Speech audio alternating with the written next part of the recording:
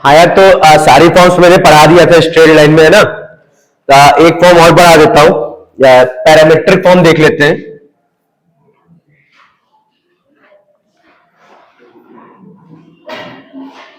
Straight line की parametric form देखो कहां पर काम आती है। यह हमारा कार्टेशियन कोऑर्डिनेट हो गया, और मान लेते हैं कि स्ट्रेट लाइन के ऊपर कोई एक पॉइंट है x1, y1। अगर इससे r डिस्टेंस पे, मैं क्या कह रहा हूं, ये x1, y1 पॉइंट है, कल तुम नहीं थी ना, ठीक है, तो देख लो। मान लो ये कोई x1, y1 पॉइंट है। अब इस स्ट्रेट लाइन के अलोंग r डिस्टेंस पर तुम्हें कोई एक पॉइंट निकालना हो x, y, तो ये वाला पॉइंट कैसे पता किया जाए, ठीक है, उसके लिए जो है हम लोग क्या करते हैं, पैरामेट्रिक फॉर्म का जो है यूज करते हैं। कोई दिक्कत वाली बात? तो फॉर्मूला देखो क्या होता है, कैसे हम लोग पैरामेट्रिक फॉर्म को लिखते हैं बेटा। x minus x1 upon cos theta. यहां पर थीटा कौन सा एंगल होता है, हमेशा याद रखना, वो जो इंक्लिनेशन वाला एंगल होता है जिससे हम लोग स्लोप डिफाइन करते हैं, tan थीटा वाला, है ना, वही वाला थीटा एंगल हमारा यहां पर होता है, is equal to y minus y1 upon sine theta equals to r। ठीक है, तो मान लो कि x1, y1 से r डिस्टेंस पे आपको कोई एक पॉइंट चाहिए, कहां पर चाहिए, r दूरी पे एक पॉइंट चाहिए, तो यहां पर चुपचाप इसकी वैल्यू पुट नहीं करेंगे, अपना x1 कोऑर्डिनेट पुट करेंगे, स्लोप वाला एंगल पुट करेंगे और r की वैल्यू पुट करेंगे। इसको इक्वेट कर दोगे तो x की वैल्यू आ जाएगी, इसको इक्वेट कर दोगे तो y की वैल्यू आ जाएगी।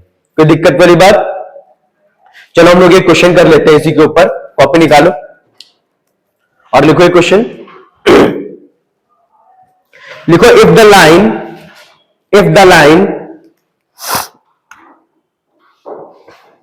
Line y minus √3x plus 3 equals to 0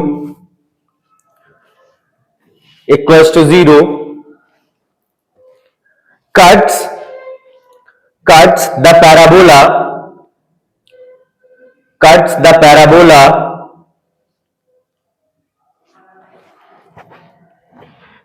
parabola y square is equal to x plus 2 at a and b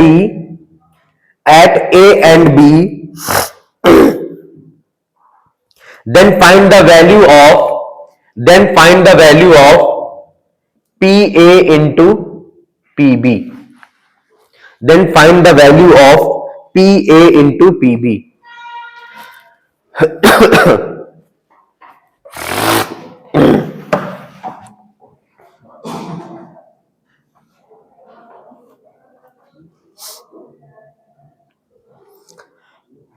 चलो भाई जल्दी से करके दिखा दो।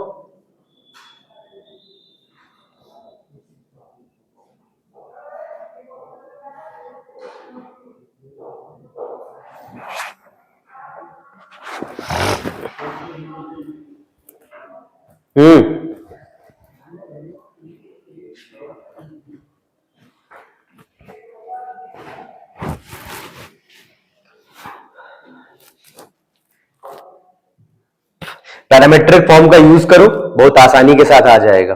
सोच पा रहे हो?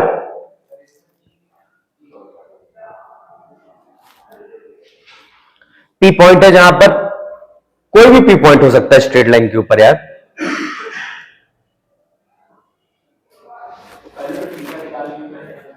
हाँ, ऑब्वियस सी बात है यार, थीटा तो निकालना ही पड़ेगा आपको।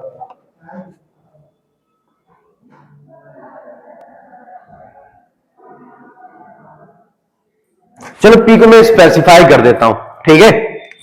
P को लिख लो √3, 0, ठीक है। P एक पॉइंट ले लो, √3, 0। आप करो PA into PB equals to PA into PB की वैल्यू आपको बतानी है।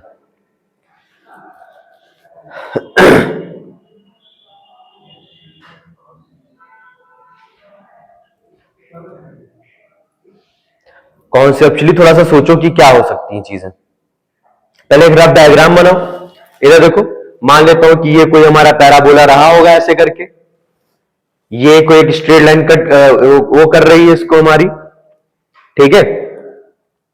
और यहां पर एक P पॉइंट है √3, 0। अच्छा, तुमको मैंने एक चीज करवा रखी है बेटा, ध्यान सुनो, मैंने आप लोगों को एरिया अंडर कर्व में एक चीज करवाई थी। ये वाला कर्व देखो किसमें सिमेट्रिक होगा, y की देखो इवन पावर आ रही कि नहीं आ रही है ऑलवेज, तो ये कर्व x एक्सिस के अबाउट सिमेट्रिक होगा कि नहीं होगा। ये चीज मैंने आप लोगों को एरिया अंडर कर्व में पढ़ाई थी कि अगर x स्क्वायर में है तो मतलब y एक्सिस के अबाउट सिमेट्रिक होगा, और y एक्सिस के y में स्क्वायर लगा हुआ मतलब x एक्सिस के अबाउट सिमेट्रिक होगा। क्यों है भाई? आदर्श याद है, कर्व ट्रेसिंग करवाई थी कि नहीं करवाई थी?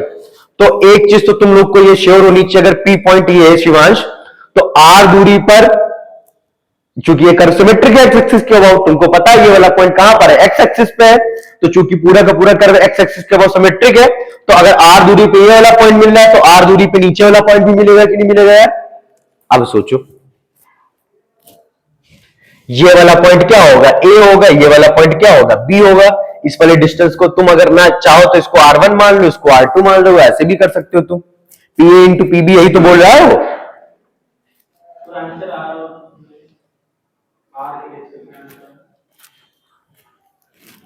कल मैंने तुम लोग को एक चीज करवाई थी, product of the root something बताया था एक चीज। देखो सबसे पहले क्या करते हैं, इससे ए बेटा, इससे मैं क्या कर लेता हूं, P वाले पॉइंट से R डिस्टेंस पर एक पॉइंट ले लेता हूं, कोई वेरिएबल पॉइंट ले लेता हूं, कोई दिक्कत वाली बात?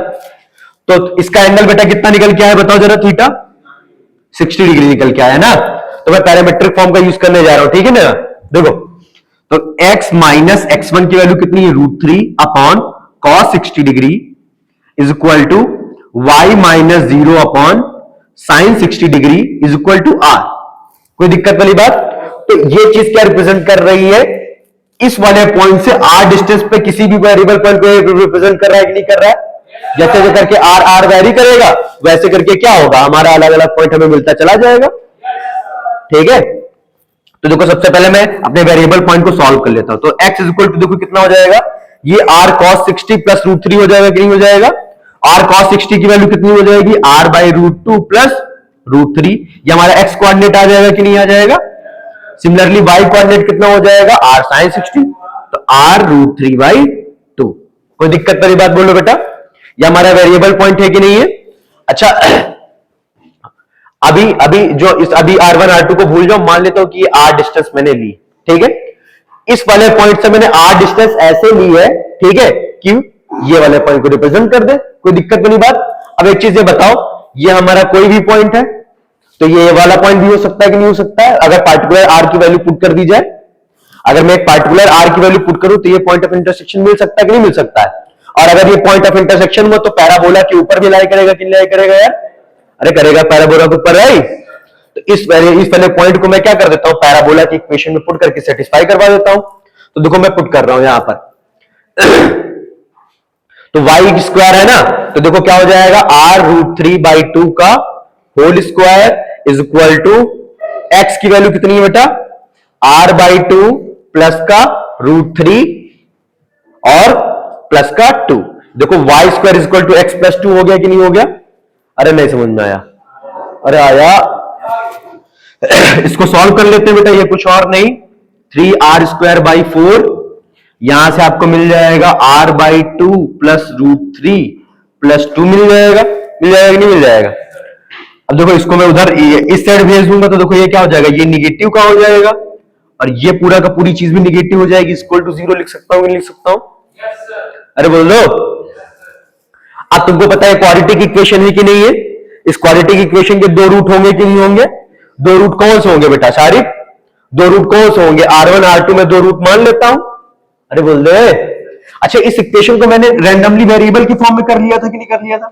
मैंने क्या किया, इसके ऊपर एक फिक्स पॉइंट ली, r दूरी पर मैंने एक डिस्टेंस ले ली और मैंने एक वेरिएबल पॉइंट लिख लिया। इस वेरिएबल पॉइंट को मैंने इसमें सेटिस्फाई करवाया तो क्वाड्रेटिक मिला कि नहीं मिला, क्वाड्रेटिक मिला, मतलब r की दो वैल्यूज आएंगी कि नहीं आएंगी। देखो मुझे तो कुछ सोचना ही नहीं था, ऑटोमेटिक आ गया कि नहीं आ गया कि r दूरी पर ऐसे दो पॉइंट्स होंगे जो कि पैराबोला के ऊपर लाई करेंगे।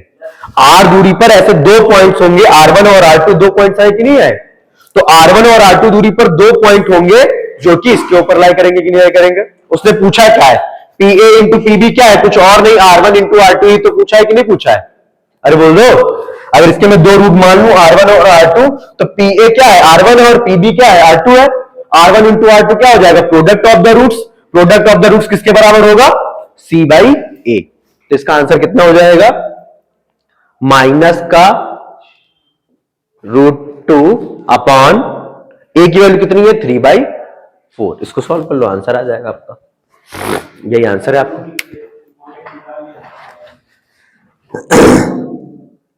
अच्छा, चूंकि हम डिस्टेंस में लिए, चूंकि हम डिस्टेंस प्रोडक्ट निकाल रहे हैं ना, डिस्टेंसेस का प्रोडक्ट निकाल रहे हैं ना, तो नेगेटिव पॉजिटिव का कोई सेंस ही नहीं होता, यहां से नेगेटिव साइन हटा दो, क्योंकि डिस्टेंस जो आएगी वो हमारी पॉजिटिव आएगी ना यार ओवरऑल।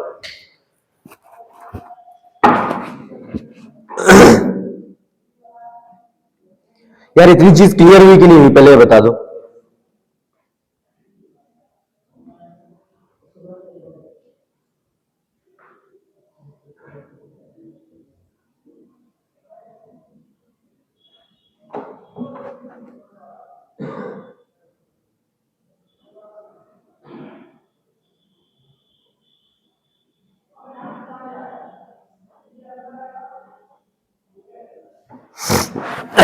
इतना समझ में आया बेटा, अरे बोल दो।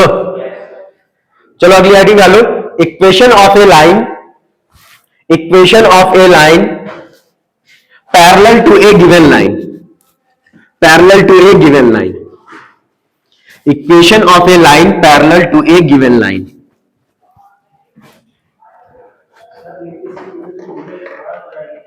क्या बेटा, बोलो बोलो। हाँ ऑब्वियसली इट स्क्वायर हो जाएगी यार, मीटर स्क्वायर हो जाएगी, अगर लेंथ यूनिट स्क्वायर होगा, ठीक है, उसमें क्या दिक्कत वाली बात है। अगर डिस्टेंस तुमने लिया है तो यूनिट स्क्वायर हो जाएगा। डालो इक्वेशन ऑफ ए, हेडिंग डालो, equation of a line parallel to a given line. Heading डाला। मान लेता हूं कि मेरी कोई एक लाइन है,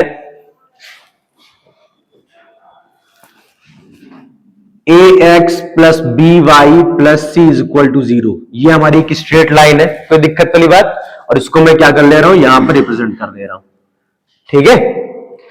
अब इस लाइन के पैरेलली कोई भी लाइन होगी, ठीक है, देखो मैं थोड़ा सा रेड से रिप्रेजेंट कर रहा हूं, समझना पूरी की पूरी चीज को। ये लाइन भी हो सकती है, ये लाइन भी हो सकती है, ये लाइन भी हो सकती है। आपको पता है कि कोई भी स्ट्रेट लाइन होगी उसका स्लोप सेम होगा कि नहीं होगा, अरे बोल दो, कोई भी स्ट्रेट लाइन होगी उसका स्लोप सेम होगा कि नहीं होगा। अच्छा एक चीज ये बताओ, इस जनरल इक्वेशन में स्लोप के लिए कौन कौन रिस्पॉन्सिबल है, ए और बी रिस्पॉन्सिबल है कि नहीं है।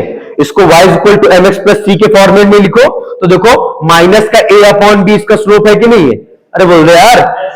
तो a और b हमारा क्या तय कर रहा है, स्लोप को तय कर रहा है कि नहीं तय कर रहा है, मतलब a और b की वैल्यू हमारी नहीं चेंज होनी चाहिए। अरे क्लियर हुआ, ए और बी की वैल्यू हमारी नहीं चेंज होनी चाहिए, बाकी दुनिया में जो कुछ भी चेंज हो रहा है हो जाए, लेकिन ए और बी की वैल्यू नहीं चेंज होनी चाहिए। तो अगर ये वाली इक्वेशन इसको रिप्रेजेंट कर रही, तो अगर इसकी इक्वेशन मुझे लिखनी है तो मैं इसकी इक्वेशन ऐसे ही लिख सकता हूं, a x plus b y plus k is equal to 0, k one is equal to 0 लिख सकता हूं, ये लिख सकता हूं, के वन नहीं लैम्डा अच्छा लग रहा ज्यादा, लैम्डा 1 इक्वल टू 0। इसकी इक्वेशन लिखनी है तो a x plus b y plus lambda 2 equal to 0। फर्क कौन डालेगा, लैम्डा 1 लैम्डा 2 सी, यही तो फर्क डाल रहे कि नहीं डाल रहे। तो अगर दुनिया में एक लाइन आपको पता है उसके पैरेलल कोई भी लाइन लिखनी हुई तो उसकी इक्वेशन सिंपली आप लोग क्या लिखोगे, a x plus b y plus lambda is equal to 0, ठीक है। नोट कर लो इसको कॉपी फटाक से। जल्दी बेटा 5 तक गिनती गिनूंगा बस, 5। अगली हेडिंग डालो, वही तो बोला हो गया। क्या हो गया नया, तबीयत खराब है, लग रहा है तुम जाने वाली हो भगवान के पास है। तुम्हारा तो बहुत खराब है, तुम नहीं ठीक होगे, तुम्हारा मानसिक संतुलन खो गया बेटा।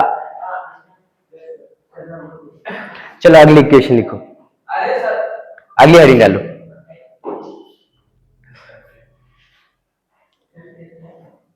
इक्वेशन ऑफ ए लाइन, हाँ हेडिंग डालो,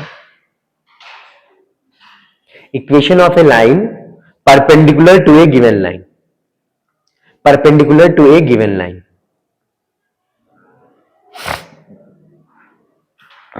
equation of a line perpendicular to a given line.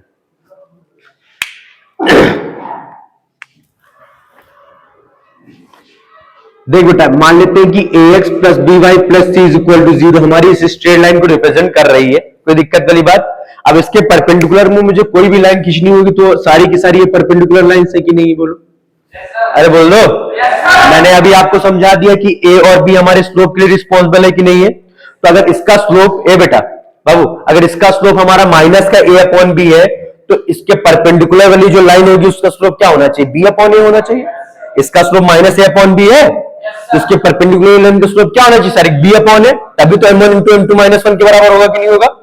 और जब b अपॉन ए होगा उसको तुम ऐसे करके करोगे तो b अपॉन ए स्लोप है, तो देखो उस लाइन को आप ऐसे लिख सकते हो, bx minus a y plus lambda is equal to 0। जिसको इसका स्लोप क्या है, b बाई ए है कि नहीं है ना। तो क्या करना है, कोएफिशिएंट को एक्सचेंज कर देना और नेगेटिव साइन यहां पर लगा देना, bx minus a y plus lambda is equal to 0। ऐसे लिख लोगे तो ये सारी की सारी परपेंडिकुलर लाइंस को रिप्रेजेंट करेगा। ठीक है, इसको नोट कर लो।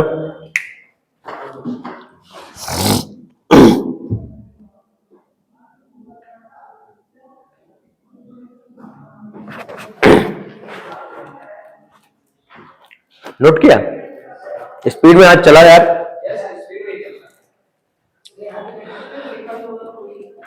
बोलो क्या कह रहे हो अंकेश,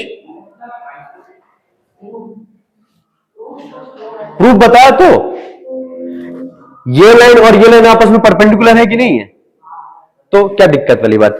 जैसे जैसे तुम लैम्डा चेंज करते चले जाओगे वैसे वैसे अलग अलग परपेंडिकुलर लाइंस की तुम्हें इक्वेशन मिलती चली जाएगी।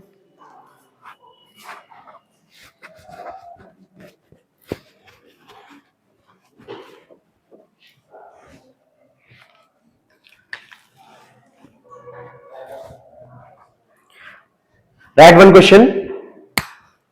Find the coordinate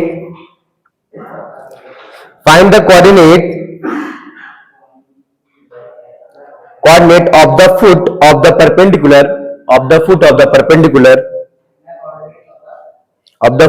perpendicular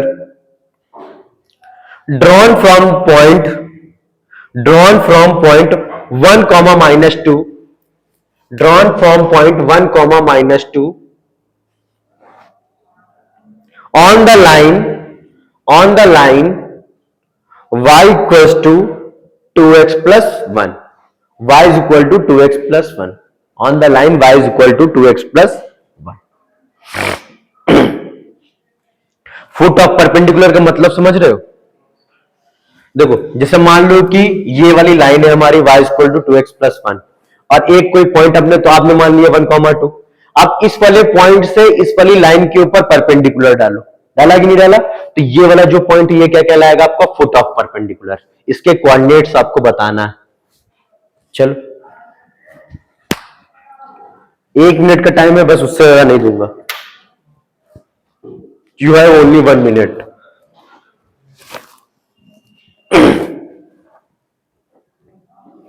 अब सर कैसे करेंगे इसको, हाँ स्लोप निकाल लेंगे। हाँ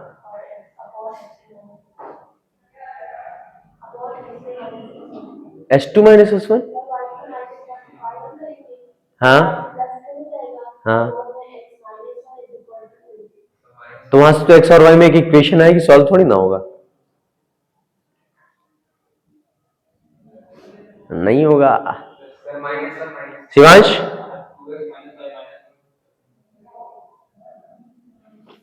अबे परपेंडिकुलर लाइन की इक्वेशन लिख लो यार सीधे।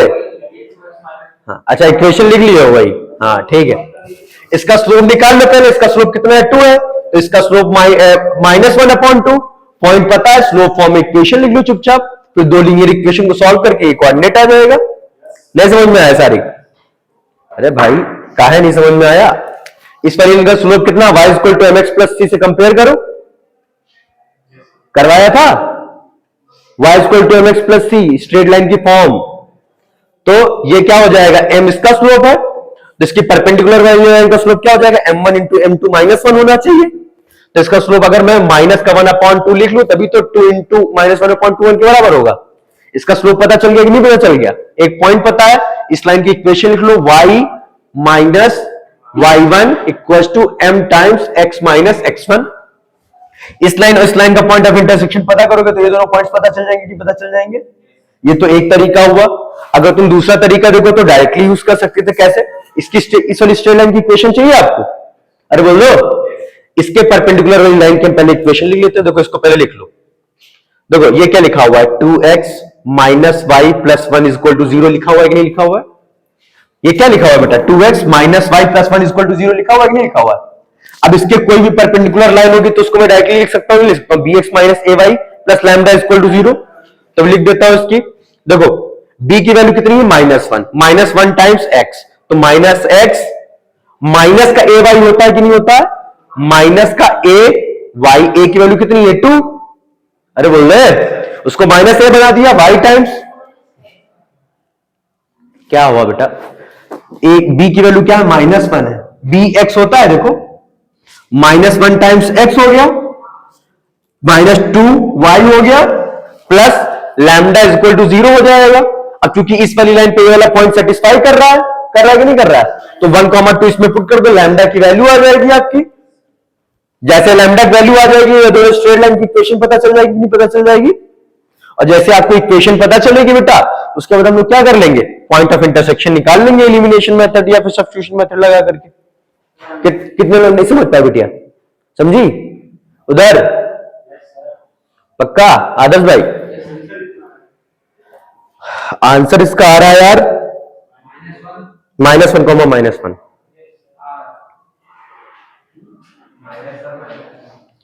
Right one more.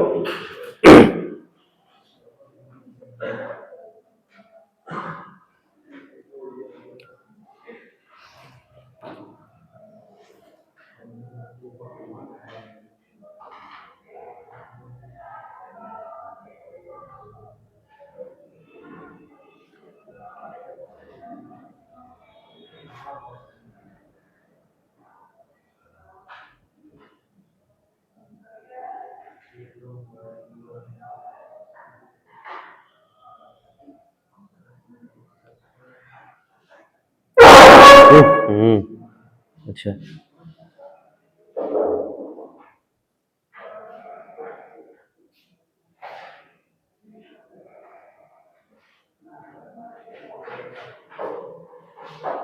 बेटिया,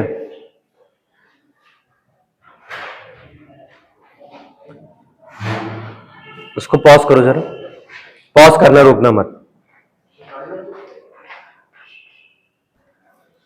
हाँ यार, अगला क्वेश्चन लिखो आप लोग। Find the image, find the image of the point, find the image of the point, of the point -8, -12 with respect to the mirror, with respect to the mirror line 4x plus 7y plus 13 equals to 0. With respect to the mirror line 4x plus 7y plus 13 is equal to 0. सबसे पहले मैं आपको question explain कर देता हूं अच्छे से, फिर आप लोग जो है अपनी बुद्धि लगा करके करो।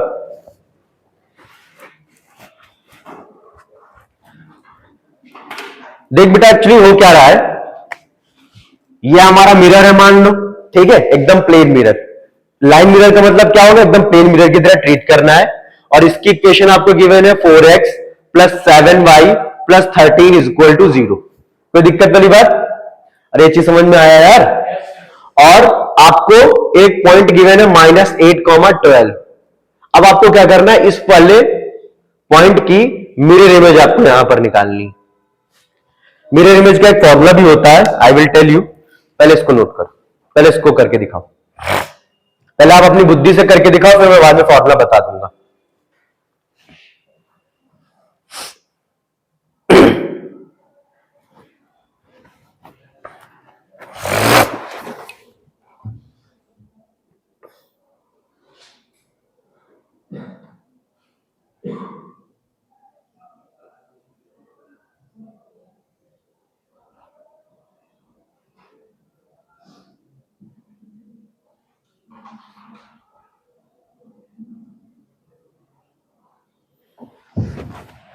किसी को आइडिया लग रहा है कैसे करेंगे? उज्जवल बताओ कैसे करेंगे इसका? ठीक है, फिर इसका स्लोप आ जाएगा। हाँ, वेरी गुड, वेरी नाइस। समझ पा रहे क्या बोला उसने? सबसे पहले ये वाला पॉइंट पता कर लो, क्योंकि मिरर है तो जितनी डिस्टेंस ये होगी उतनी डिस्टेंस ये होगी, तो ये एज ए मिड पॉइंट काम करेगा। इस वाले पॉइंट को क्या नाम दे देना? अल्फा कॉमा बीटा नाम दे देना। तो पहले ये वाला पॉइंट तुम लोग पता करो, जैसे पिछले वाले क्वेश्चन में किया था। चलो स्पीड में, पहले फुट ऑफ परपेंडिकुलर निकालो।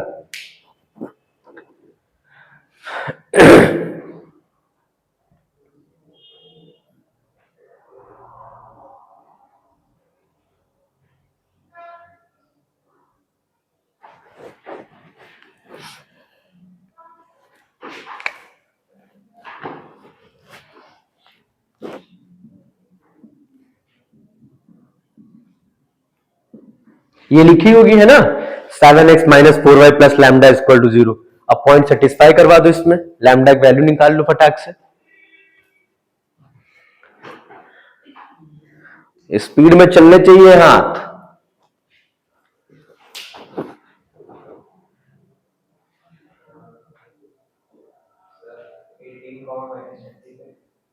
-36। वाह यार, ये गलत निकला यार। Very good, -16, -2। ठीक है, यहां पे बताओ लैम्डा की वैल्यू कितनी है पहले बताओ। इसको सॉल्व किया था? अच्छा, m1 × m2 कर लिया आपने, किसी ने किया ऐसे? क्या आया लैम्डा की वैल्यू? 104 आया।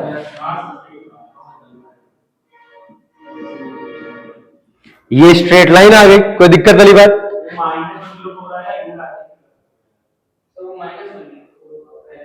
ये यहां पर सही है, ठीक है। तो इसका पॉइंट ऑफ इंटरसेक्शन कितना निकाला? ये कितना आया? हाँ, -1, सबका यही आया है, -12,5। उज्ज्वल आपको अभय कितना आया तुम्हारा?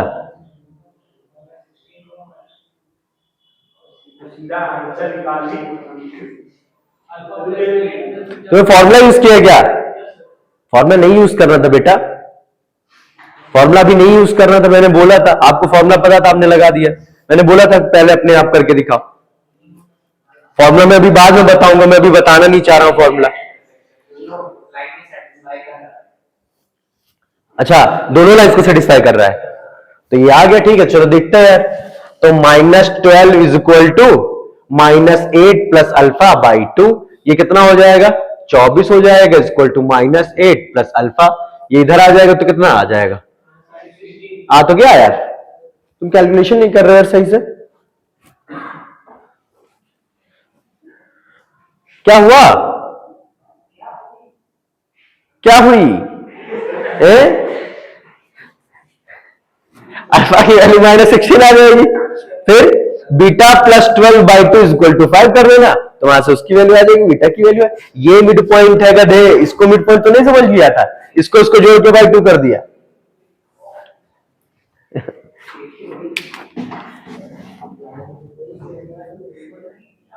हाँ, ऐसे ही बोलता है वो, पानी में डूबा हुआ होता है फिर बोलता है। चलो अगला क्वेश्चन लिखो, राइट नेक्स्ट वन। मैं फॉर्मूला अभी बता दूंगा इसके जस्ट बाद, ठीक है, लेकिन आपको एक बेसिक आइडिया है ना कि कैसे निकाला जाता है, ठीक है। अगला लिखो, अ रे ऑफ लाइट, ए बिटिया हो गया। A ray of light is send along the line, is sent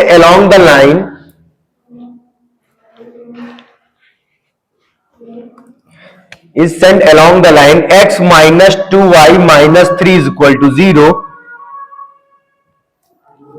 full stop. Upon reaching the line,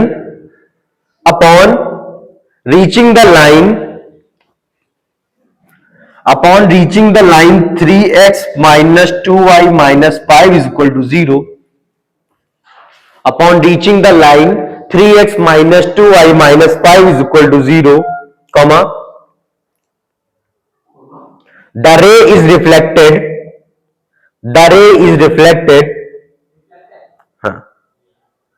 Find the equation of the reflected ray.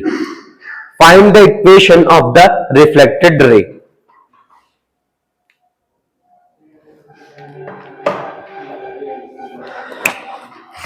Question समझ में आ रहा है?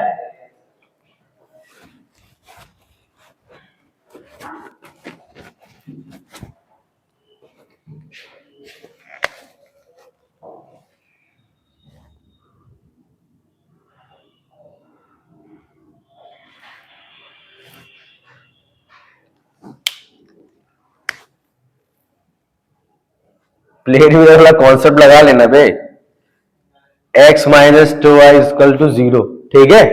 तो angle of inclination is equal to angle of reflection, तो ये ऐसे करके जाएगा।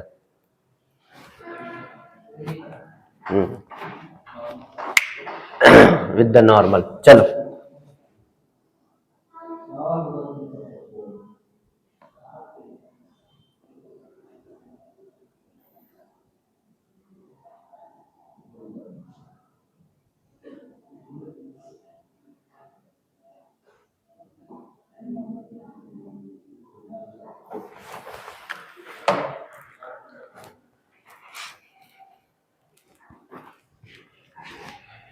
अबे ये थीटा मान लो तो ये भी थीटा, और ये अल्फा होगा तो ये भी अल्फा होगा।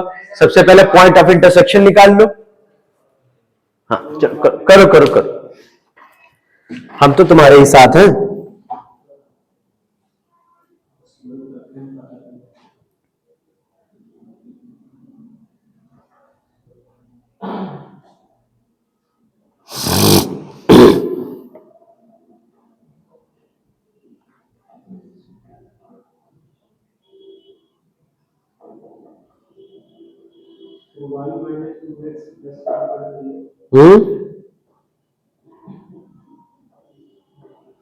क्या बेटा, क्या आंसर बोलो? इतनी जल्दी तुम्हारी स्पीड में आया आंसर ना, गलत ही होगा, सही होने के चांसेस बहुत कम है।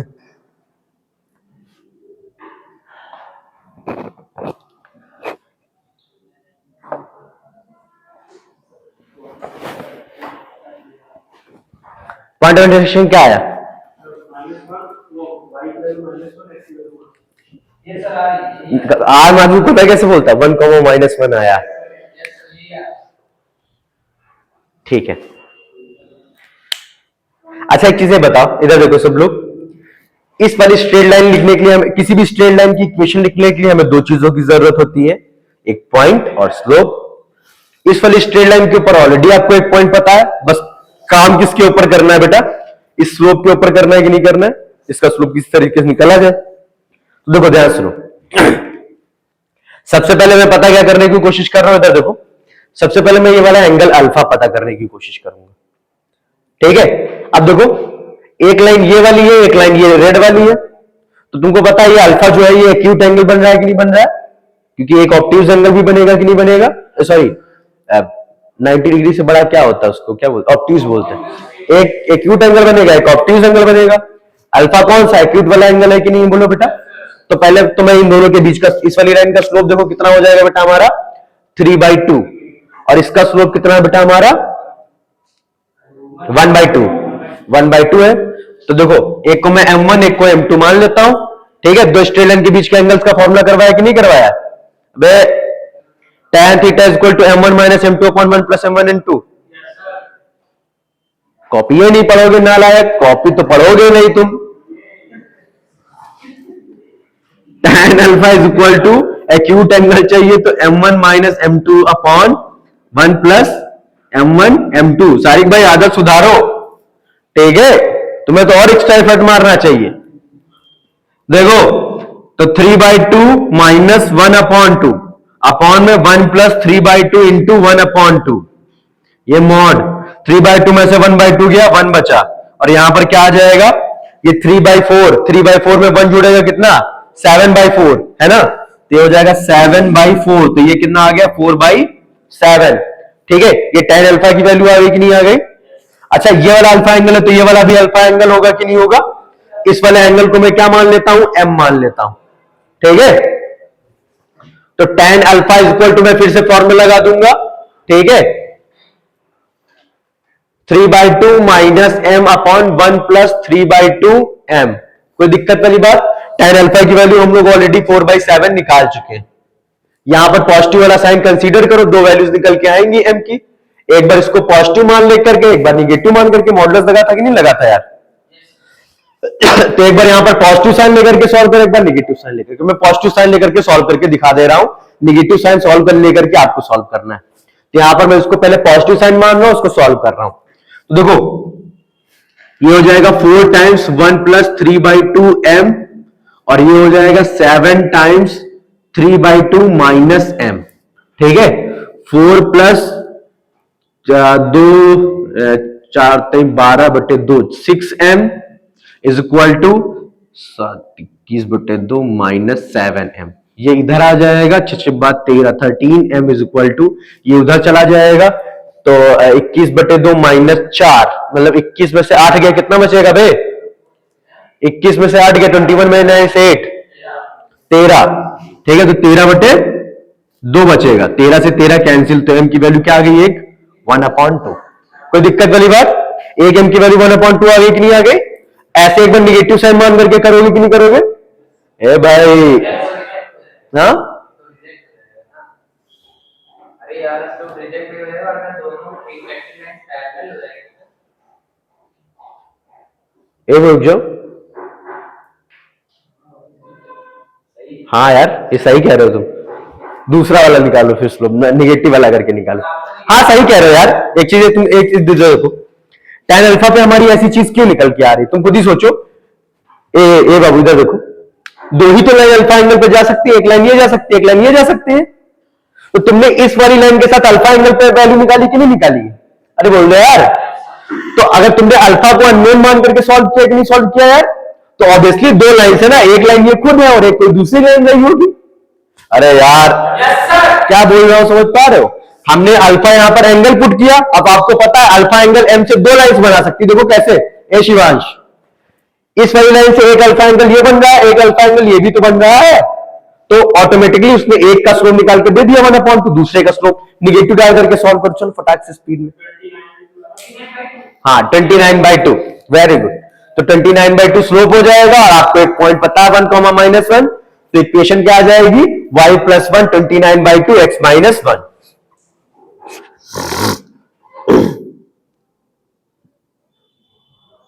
रिफ्लेक्शन का भी करवा दूं क्या, क्या करेंगे ही नहीं, कौन बोला था करेंगे ही नहीं, जब दांत तोड़ देंगे। हाँ चलो, अच्छा बेटा देखो, अब तुम लोग को एकदम फॉर्मूला करवा देता हूं शॉर्टकट कि फुट ऑफ परपेंडिकुलर और इमेज कैसे निकाला जाता है। ठीक है, तो दोनों के फॉर्मूले लिख लो।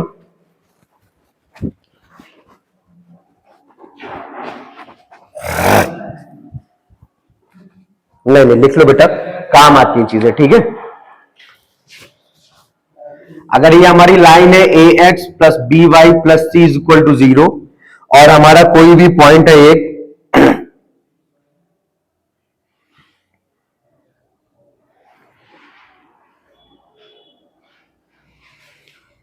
यहां पर कोई एक पॉइंट है x1, y1, अभी मैं बता रहा हूं। ठीक है, x1, y1 है, अगर इसका आपको फुट ऑफ परपेंडिकुलर आपको निकालना है। ठीक है,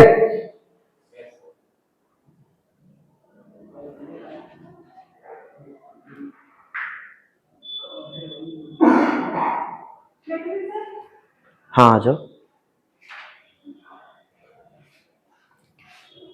ठीक है, इधर देखो, इस वाले अगर ये वाला पॉइंट हमारा x1, y1 है बेटा, ये बाबू इधर देखो, और इसका जो फुट ऑफ परपेंडिकुलर है वो क्या है हमारा बेटा x, y। तो देखो फॉर्मूला आपको क्या लगाना है, यहां पर मैं लिख दे रहा हूं इधर, x - x1 / a = y - y1 / b equals to minus times a x one plus b y one plus c upon में, ठीक है, a square plus b square. मैंने क्या बताया, एक्स कॉमा वाई क्या है, फुट ऑफ परपेंडिकुलर है x one comma y one का इस लाइन के ऊपर। कोई दिक्कत वाली बात? कैसे कैलकुलेट करेंगे, x minus x one upon a y minus y one upon b equal to negative times a x one b y one plus c upon a square पर बी स्क्वायर। इसको इक्वेट करोगे तो आपको x की value मिल जाएगी और इसको equate करोगे तो आपको बी की वैल्यू मिल जाएगी। ठीक है, तो ये फुट ऑफ परपेंडिकुलर का फॉर्मूला है। इधर सुनो, मेरी बात सुनोगी। जब आपको इमेज चाहिए होगी, क्या चाहिए होगी बेटा, इमेज चाहिए होगी, तो ये पूरा का पूरा पोर्शन सेम रहेगा, x minus x one upon a is equal to y minus y one upon b. बस यहां पर 2 टाइम्स हो जाएगा, माइनस का 2 times a x one b y one plus c upon a square plus b square. क्या बेटा, हाँ image के लिए, नीचे वाला इमेज के लिए, ऊपर वाला फुट ऑफ परपेंडिकुलर के लिए। तुम खुद ही देखो, ए बेटा ये कुछ ना कुछ कोई टर्म होगा कि नहीं होगा, ये उसका जस्ट टू टाइम्स है, जितनी डिस्टेंस होगी उसका 2 टाइम्स करके फैक्टर आएगा कि नहीं आएगा।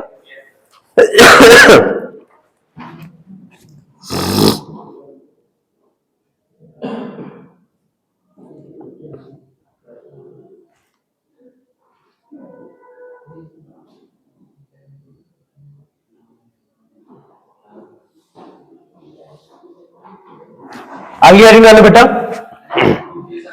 स्पीड में नोट करो यार, तुमसे तेज कक्षा 9 के बच्चे लिखते हैं, बहुत समझदार है, अपने टाइम पे आकर के क्लास में बैठ जाते हैं, पढ़ने लगते हैं।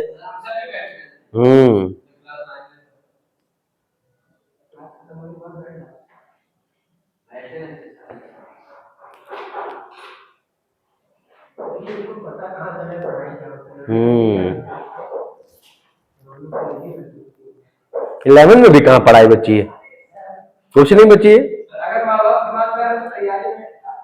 हाँ मतलब जो अब तुमको प्रिपरेशन करनी तो बात ही अलग है, वरना कहा 11 में कुछ बचा ही नहीं है, 12th में भी कुछ नहीं बचा है।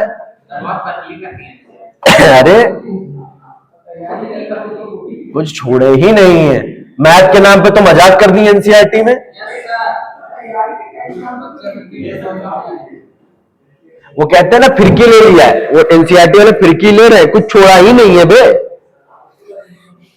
अगली हेडिंग वाले तुम लोग, concurrency of line. Literacy rate बढ़ाने के चक्कर में ऐसा ऐसा काम कर दिया है। चलो हेडिंग वाले, concurrency of lines, concurrency of 3 lines, concurrency of 3 lines.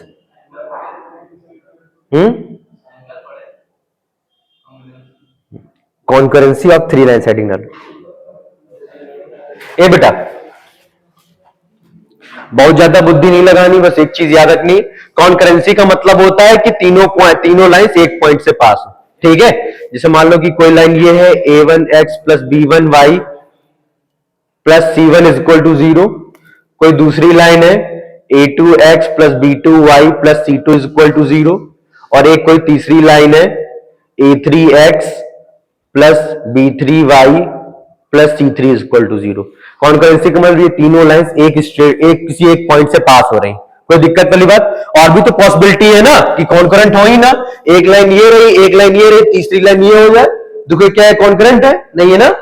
तो ये तीनों लाइंस हमारी कॉन्करेंट है, और इसके लिए एक चीज होती है, ठीक है, याद कर लेना है कि a1 b1 c1 a2 b2 c2 a3 b3 c3 इसका डिटरमिनेंट 0 के बराबर होना चाहिए। नोट कर, ये फिगर बनाओ, ये कंडीशन नोट करो। कॉन्करेंसी वही कॉन्करेंट, कॉन्करेंट लाइन। अबे डिटरमिनेंट नहीं सॉल्व कर पाएगा, मुक्का मार दूंगा गधा, डिटरमिनेंट नहीं सॉल्व करना, वो बात नहीं, मत करो।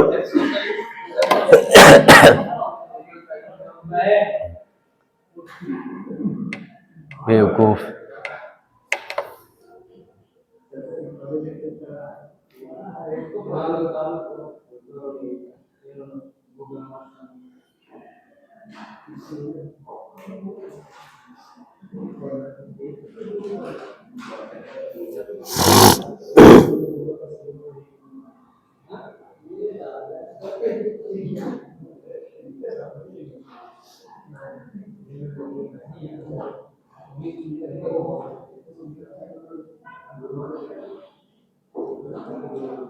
अरे ऐसे गूगल करने के लिए सुनना अगर रसिया जाएंगे हम्म अगर रसिया जाएंगे बस यही करो गूगल में रसिया ठीक है, चलो अगली लाइन डालो।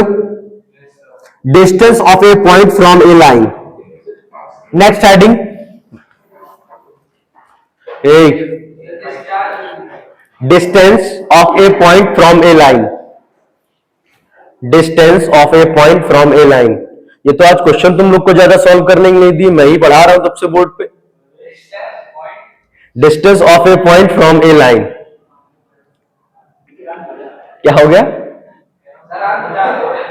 अच्छा नहीं नहीं नहीं नहीं। अच्छा, सबसे ज्यादा मेहनत मैथ के टीचर को ही करनी पड़ती है ना।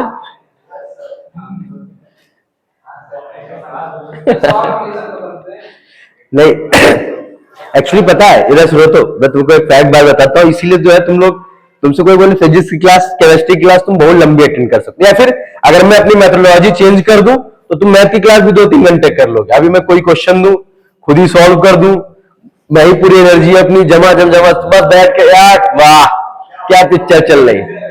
अब पिक्चर कहां से खराब हो जाती है, एक कॉन्सेप्ट पढ़ाता हूं तुरंत क्वेश्चन दे देता हूं करने के लिए, बा मूड खराब। 1 घंटे में सारी एनर्जी चूस के खत्म है नहीं। अच्छा अच्छा अच्छा, नहीं नहीं, उससे तुम्हारा भला नहीं होगा ना, तो तुम्हारा भला करवाना है क्या? अच्छा, एक चीज जैसे मैं आप लोगों से डिस्कस करना चाहता हूं, ठीक है, थोड़ा सा मैं रीड कर रहा था तो मेरे टीचर ने एक चीज मुझे एक चीज बताई यार। देखो ये जब से इंटरनेट वाला रिवॉल्यूशन हुआ है, ठीक है, ये चीज थोड़ी सी सोचने वाली है कि जब से इंटरनेट का रिवॉल्यूशन हुआ, मतलब तुम देखोगे 2016 या फिर के पहले जब तक जियो नहीं आया था, इसके पहले कोई इतना ज्यादा नेट वगैरह नहीं यूज करता था, उसके बाद ही नेट का ये रिवॉल्यूशन हुआ है। आज के करंट टाइम में यार अगर तुम सोर्सेस की बात करोगे तो इतने सोर्सेस आपके पास अवेलेबल है, ठीक है, कि यार तुम गिन नहीं सकते। तुम इंटरनेट पे चले जाओ, बहुत सारे सोर्सेज अवेलेबल है। तो आज के टाइम पे यार अगर आपको ये, मेरे जैसे मैं भी अपने एग्जाम्स की प्रिपरेशन कर रहा हूं तो मेरे लिए भी अप्लाई होता है, साथ साथ में आप लोगों के लिए भी अप्लाई होता है कि यार अपने सोर्सेस को बहुत लिमिटेड रखना है यार।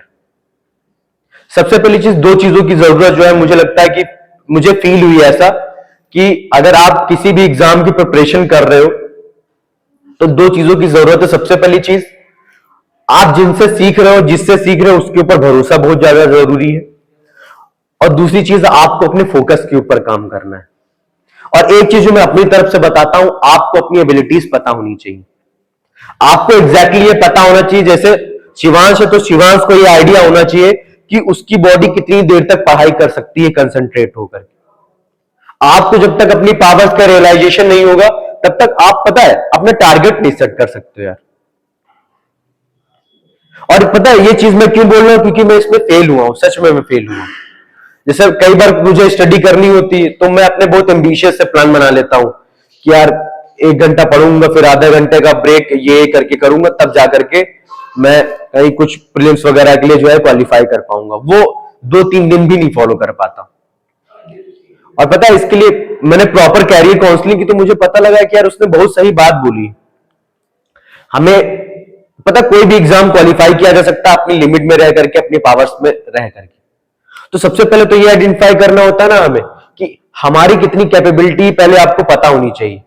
पहले आप अपनी कैपेबिलिटी देखो कि 1 घंटा मैथ लगा पा रहे हो, आधा घंटा लगा पा रहे हो, कितनी देर आप मैक्स टू मैक्स स्टडी कर सकते हो। उस स्टडी के अकॉर्डिंग आप अपना प्लान बनाओ, ठीक है, डेली बेसिस पे प्लान बनाओ कि हाँ भाई आज मुझे 1 दिन में इतना फिनिश करना है, इतने क्वेश्चंस करने, डेली के डेली आपका प्लान होना चाहिए, तब जाकर के होगा। और यार जो 2 चीजें मैंने बताई, अपने फोकस को हमेशा इंक्रीज करने की कोशिश करो, ठीक है, और बहुत ज्यादा सोर्सेस, किसी से भी पढ़ रहे हो अपना एक सोर्स रखो, बिलीव करो, ठीक है, और तुम्हारा बेनिफिट होगा वहां से। ये 100% चीज है, तुम्हारा बेनिफिट होगा। प्लान बार बार नहीं चेंज किए जाते। जब आप किसी एक संस्था से जुड़ते हो, आप कहीं से भी पढ़ रहे हो, बट एक सोर्स से पढ़ो, उसके ऊपर रिलायबल रहो, उसके ऊपर ट्रस्ट करो, अपनी स्ट्रेंथ को और स्ट्रॉन्ग करो, ठीक है। बस इसी प्रोसेस को आपको साल भर करना, आपको रिजल्ट मिलेगा। अगर आप 50 जगह भागोगे, 50 डायरेक्शंस में जाओगे, तब बहुत दिक्कतें होंगी यार। आपको एक गाइडेंस लेनी है और प्रैक्टिस करनी है, बस। इसके अलावा कोई थर्ड काम होना नहीं चाहिए। और मैं तुमको ऐसा नहीं यार कि अभी मैंने भी 6-7 साल पहले ये एग्जाम दिया था, है ना, तो यार बहुत ही क्लोजनेस के साथ मैंने कंपटीशन को देखा है, और जब से अभी तक हूं, अभी तक कंपटीशन के दौर में ही हूं। तो जितना तुमने कंपटीशन को फील किया, उससे 6-7 गुना ज्यादा मैंने कंपटीशन को फील किया है। कहां पर क्या रहना है, कैसे रहना है, इन चीजों के ऊपर काम करो, अदरवाइज बहुत दिक्कत होती है। पता है, जैसे मैं कई सारे इंटरव्यूज वगैरह देखा करता हूं, मैं देखता हूं कि शायद ये इतने ज्यादा टैलेंटेड नहीं है, शायद इनको इतनी ज्यादा इनके पास वो पावर्स नहीं, फिर भी वो बहुत आसानी के साथ जो है अपने एग्जाम को क्वालिफाई कर लेते हैं। मैं सच्ची बात बता रहा हूं। पता है, जैसे कभी कभार मैं यूपीएससी के कई सारे इंटरव्यूज देखता हूं यार, मुझे लगता है यार ये बंदा एक बार में सिलेक्ट हो गया, कैसे सिलेक्ट हो गया, क्या चीज होगी उसके ऊपर पास? कुछ नहीं किया यार। वो सभी, पता है, एक चीज मैंने कॉमन देखी, उनका साल के स्टार्टिंग में कोई एक प्लान था, उस प्लान को उन्होंने 95 या फिर 90% एक्यूरेसी के साथ फॉलो किया। एक कोचिंग जाते हैं, ठीक है, एक संस्था को फॉलो करते हैं, जितना होमवर्क मिलता है उसको अच्छे से करते हैं, कोचिंग में जो टेस्ट होते हैं उसको अच्छे से देते हैं, ठीक है, और साल के एंड में रिजल्ट निकाल लेते हैं। और ऐसे भी लोग हैं जो 4-4 साल करके, मेरे पर्सनल एक्सपीरियंस में 4-4 साल करके भी वो एग्जाम नहीं क्वालिफाई कर पाते। और यही चीज हर एग्जाम के लिए लागू होती है। आपका एग्जाम थोड़ा सा दूसरा ओरिएंटेड है, माइंड मैपिंग का है ना, कि इसमें थोड़ा सा आपके इंटेलिजेंस का वर्क ज्यादा होता है। अपनी स्ट्रेंथ को देखो, आप कैसे एग्जाम देने जा रहे हो, आपके क्या स्ट्रॉन्ग पॉइंट है, उनके ऊपर फोकस करो। एक स्ट्रेटेजी बनाओ कि हाँ, मुझे कंसिस्टेंटली इतने क्वेश्चंस, नंबर ऑफ क्वेश्चंस करने हैं, तब जाकर के मेरे कुछ इतने मार्क्स आ पाएंगे। उसके अकॉर्डिंग वर्क करो, कुछ इधर उधर भागने की जरूरत नहीं बाबू। आपको मैं पहले भी बता चुका हूं,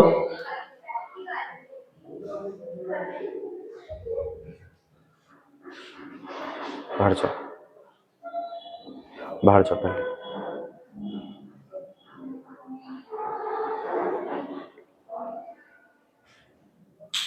आपको मैं एक चीज पहले भी बता चुका हूं, ठीक है, कि जो लेक्चर्स आपको डिलीवर होते हैं उनके ऊपर फोकस करना है यार, और घर पर जाकर के प्योरली बाबू प्रैक्टिस कर लो, क्योंकि जितनी आपकी ब्रेन की कैपेबिलिटी बढ़ेगी, उतना आप एग्जाम के क्लोज जाओगे, ठीक है।